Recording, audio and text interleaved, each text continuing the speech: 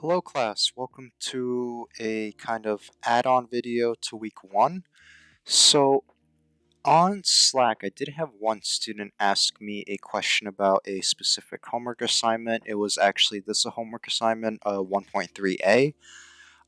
So I'm not here to necessarily answer, or I didn't create this video necessarily to answer that specific homework question, but he did bring something up about how to submit a homework once he completes it.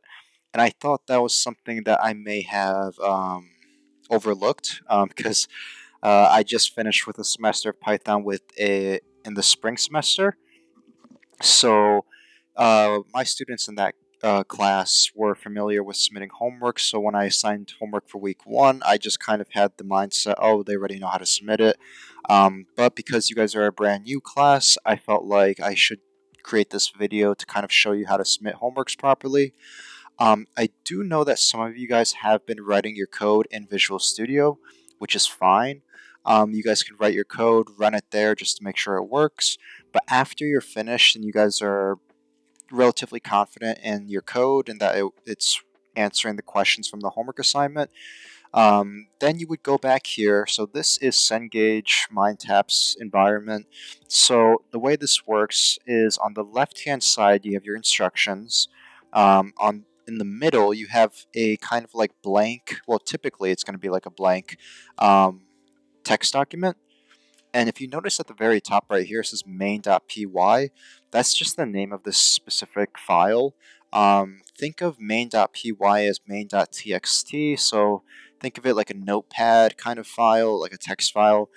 And the only difference is instead of saving it as a txt, in this case, they're saving it as a .py file. Now, if I were to click on this plus symbol, I would be able to kind of create another py file. So I would just name whatever I want to call this. I can call it like main2.py, and then I can just do create file, and then you can see right here, now I have another file where I can write another program if I want. So that's that. So on the right hand side, you see a terminal. So this terminal is just like a command prompt terminal. It's basically once you're finished writing your code in the middle section where it says main.py, you would typically move on to the right hand side. And the way to execute this code would be just to type in python 3 space main.py. And as you notice, it's kind of like Visual Studio, where in Visual Studio you press the green button to run your code. Here you just type in this one command, python 3 space main.py, and it gives you your code's output. Now, if my code had errors, it would show, like it would tell me the specific type of error that I'm getting. So this is also helpful if you want to try different, I guess, terminals. If you're not necessarily a Visual Studio person and you prefer something like this, um, it's there for you.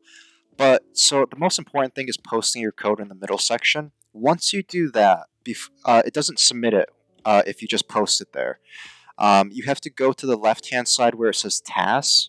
So when you open up the homework assignment, you're going to be on the instructions tab, but just go right underneath it, go to task, and then you're going to see these check mark dialog, or not dialog boxes, like check boxes. So if you click on each of them, you could do it one at a time, you could do it all together.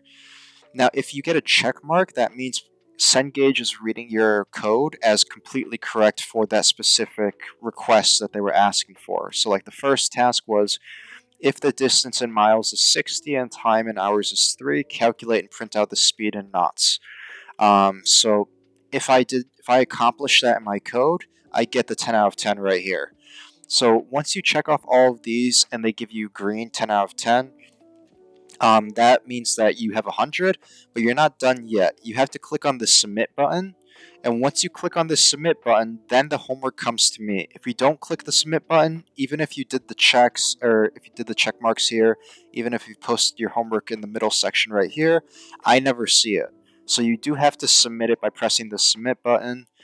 Down here, right under the task on the left hand side, you do have something that says review, and that just kind of tells me, or it tells you how long you've spent on the homework assignment, how many attempts you've like done on it, key presses. It just gives you like statistics. And then right here is just like if you want a full screen without instructions. So the most important, I guess, sidebar menu to really pay attention to is the first one, the instructions, and then the second one for tasks. Once again, you have to click this button to submit the homework. It even says submit your project after a confirmation screen. So do make sure you've done that. If you haven't done that, like if you've done the homework but haven't clicked the submit button, please do so. Not just for this specific homework, for all the homeworks, and not just for this week, for all the weeks moving forward. It's the same format. So short video, not too long, about 5 minutes. I just wanted to go over it because I didn't really go over it in the welcome video or in week one's video. It slipped my mind, so that's why I'm posting this. This will be uploaded to YouTube. What is it? Wednesday. So that way you guys have time to submit it because I do know the homework is due on Saturday. So yeah, I'm gonna end it here. Week two's video will be posted sometime between tomorrow and Friday, but probably tomorrow. So do look out for that if you want to get ahead for week two's homework. But yeah, other than that, if you guys have questions, you guys can send me an email to my school email, or you guys can send me a question through Slack. Either one works. All right, I'll see you guys in week two's video.